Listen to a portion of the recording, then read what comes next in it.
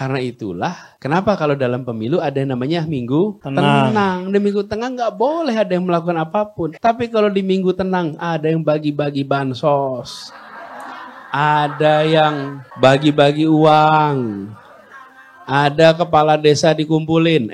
You kalau nggak pilih nomor ini, maka diaudit dana desanya. Tekanan-tekanan seperti ini nanti akan kelihatan. Memang angkanya begitu, tapi apa itu yang sesungguhnya? Belum tentu. Tapi kalau yang diinginkan masyarakat itu diatur lewat tekanan, diatur lewat imbalan, maka yang muncul sebagai hasil tidak sesuai dengan yang sesungguhnya diinginkan rakyat. Jadi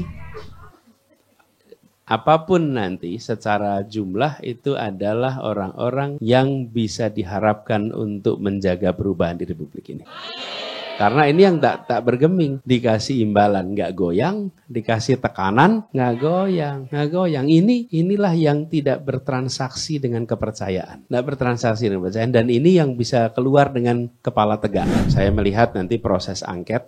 Iya. Ya, mudah-mudahan nanti jalan. Kita sekarang lihat dalam proses itu, insya Allah jalan. Kemudian mudah-mudahan itu nanti akan bisa. Yang perlu kita ingat begini, tujuannya bukan soal membolak-balikan angka. Tujuannya adalah supaya proses yang terjadi di Indonesia itu menjadi diperbaiki. Kan yang susah begini, merasakan jadi korban, habis itu nggak memperbaiki, malah menunggangi. Nah, masalah itu.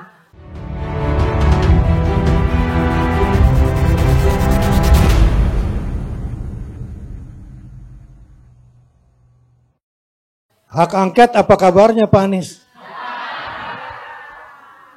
Hak angket itu di Indonesia apa di Gaza?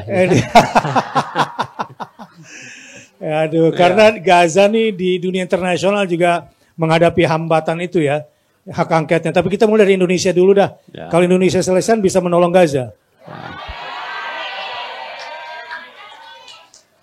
Ya, jadi memang gini, Ustaz, ketika kita bicara tentang pemilu itu prinsipnya harus jujur dan adil. Betul kan? Dan itu artinya tidak ada intervensi dari penyelenggara dan tidak ada intervensi dari pemerintah. Intervensi itu bisa berbentuk tawaran imbalan maupun tekanan. Nggak boleh. Kalau ada itu pasti akan berpengaruh. Berpengaruh, ya. Saya waktu itu cerita sama UBN.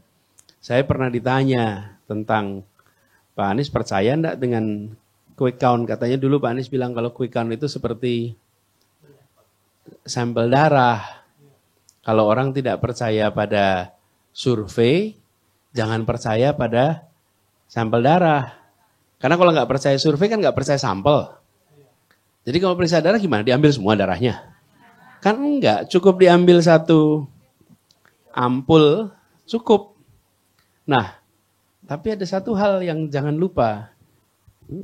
Kalau kita mau periksa darah, apa yang harus kita kerjakan sebelum periksa darah? Puasa. Puasanya berapa lama?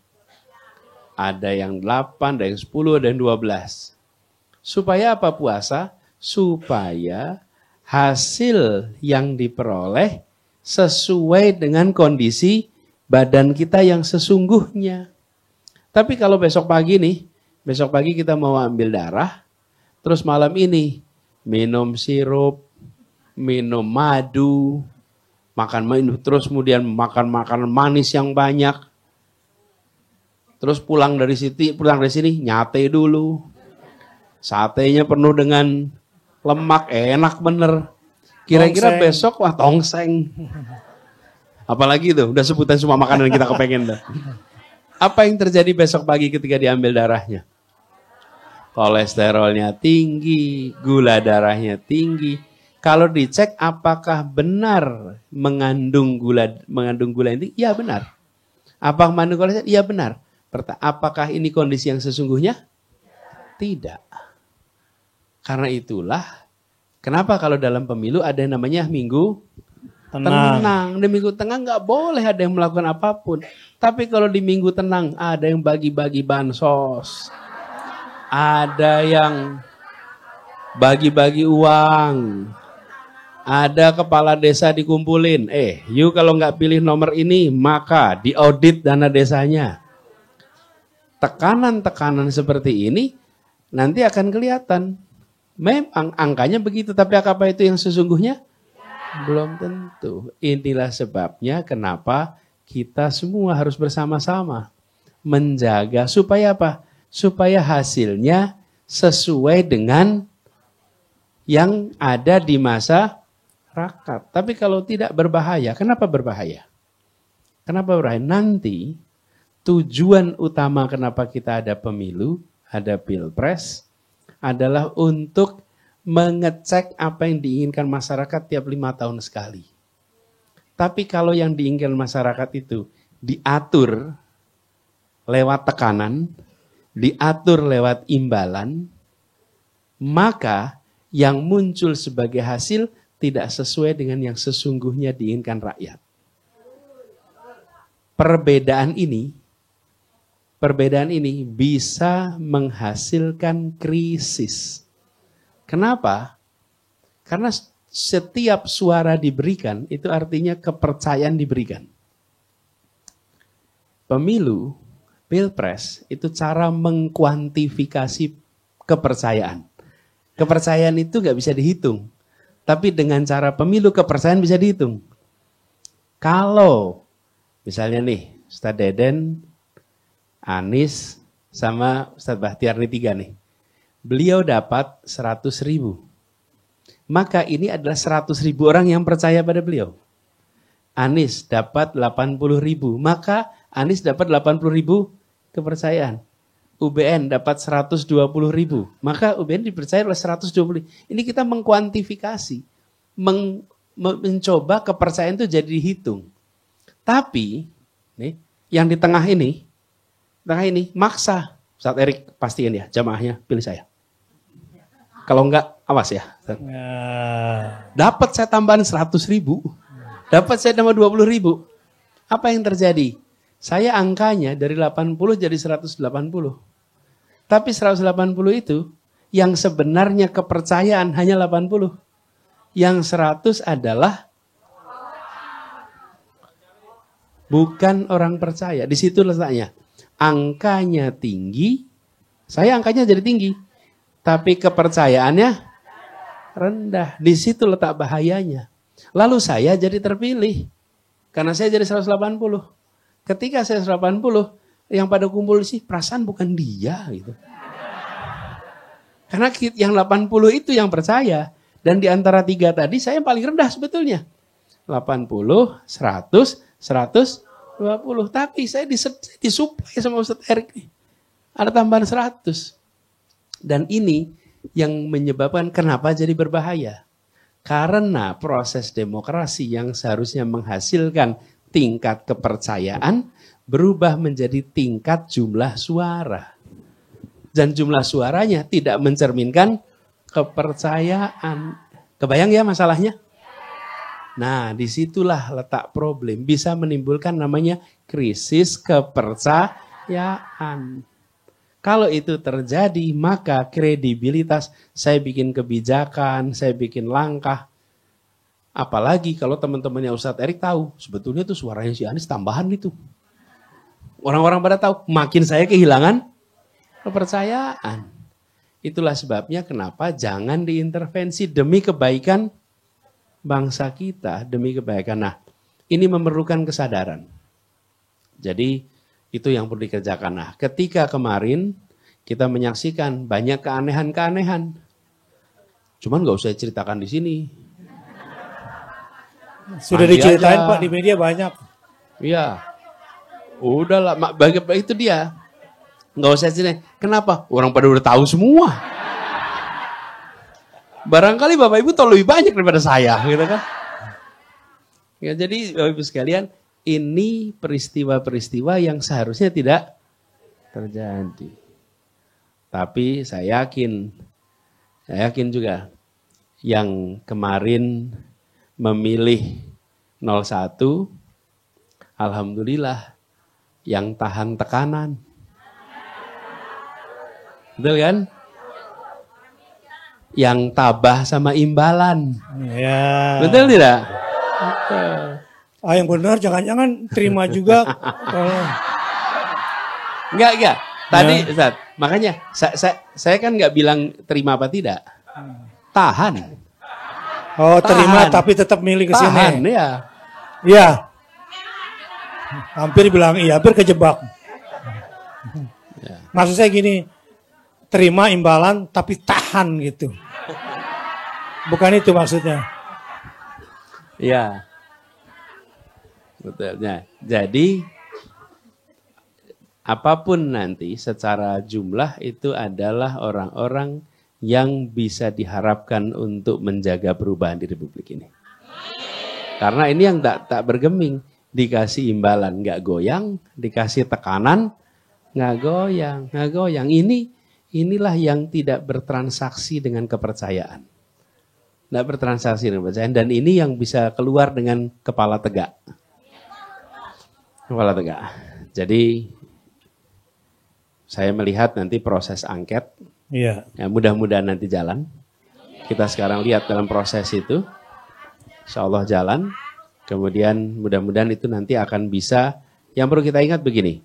Tujuannya bukan soal membolak-balikan angka. Tujuannya adalah supaya proses yang terjadi di Indonesia itu menjadi diperbaiki. Kan yang susah begini. Merasakan jadi korban. Habis itu nggak memperbaiki. Malah menunggangi. Nah, masalah itu. Loh, betul. Kan kalau sudah pernah merasakan jadi korban, harusnya ini dikoreksi, bukan? Koreksi. Tapi kalau tidak dikoreksi, malah justru repot. Nanti tidak akan pernah berubah Republik ini. Padahal gerakan kita namanya gerakan perubahan. Jadi termasuk dalam kampanye perubahan. Cara melakukan pemilunya juga harus dilakukan perubahan. Kalau tidak, nanti ada begitu banyak praktek-praktek anomali seperti ini yang merusak sistem yang kita miliki. Ya, Insya Allah pasti dilawan dulu. Insya Allah. Masya Allah. Gitu, Ustaz. Bagaimana prospek hak angket Pak Anies dengan komposisi yang sekarang ini? Apakah optimis, biasa aja atau pesimis nih? Kalau saya optimis, dan saya optimis begini, dan menurut saya prosesnya akan perlu waktu. Jadi dalam menurut hemat kami bukan kemudian langsung sehari 2 hari saya tidak. Kenapa? Pemilunya aja belum ditetapkan. Betul tidak? Jadi menurut saya kita harus mendorong, mendukung partai-partai yang akan melakukan hak angket. Didukung, didorong, diapresiasi. Dan tidak usah dikirimi dengan pertanyaan-pertanyaan dan fitnah-fitnah, jangan. Karena itulah yang akan menggoyahkan. Curiga, si Anu kurang ini, si Anu, jangan. Kita ini sering sekali. Waduh, kok ini belum ngomong, nah, berarti ada masalah nih. Malah jadi masalah gitu. Iya. Jangan, dorong, berikan kepercayaan. Kami percaya akan dituntaskan. Kami percaya akan dituntaskan. Dorong itu. Kalau masyarakat mendorong, masyarakat melihat ini sebagai langkah positif, insya Allah partai-partai juga akan jalan. Dan saya cukup optimis bahwa ini akan bisa berjalan terus, walaupun keputusannya kan bukan di calon, keputusannya ada di partai politik. Jadi kita serahkan pada partai politik, tapi kami cukup optimis. Kenapa cukup optimis? Karena mereka pun menginginkan adanya perubahan. Karena praktek seperti ini, semua yang pernah merasakan jadi caleg itu repot sekali. Repotnya di mana? Di ujung. Pas kampanye keliling 5 tahun merawat konstituen. Itu anggota legislatif, kebutuhannya dibantu, konstituen dibantu. Sampai di ujung hilang dukungannya. Kenapa? Karena ada macam-macam nih yang muncul di ujung. Nah itu kan praktek-praktek seperti ini harus diperjuangkan koreksinya. Dan saya melihat hak angket itu bukan sekedar untuk mengkoreksi yang sudah kejadian, tapi untuk memperbaiki sistem. Kalau ada hak angket, artinya apa? Nanti harapannya keluar dengan rekomendasi apa yang harus dikoreksi di dalam sistem pemilu kita. Dan yang mengatakan harus koreksi itu dewan. Kalau dewan bisa berujuk apa? Undang-undang, ada revisi aturan main. Nah, inilah yang sebenarnya kita berharap. Jadi bukan hanya menengok kemarin dikoreksi, tapi menengok ke depan. Ya, gitu Ustaz. Jadi hak angket ini jalan atau enggak jangan ditanyain.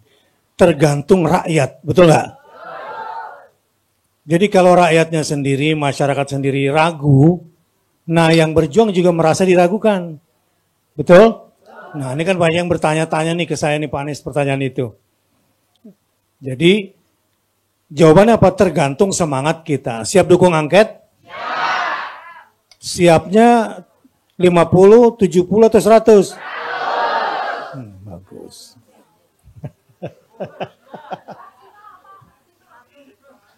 Enggak 110.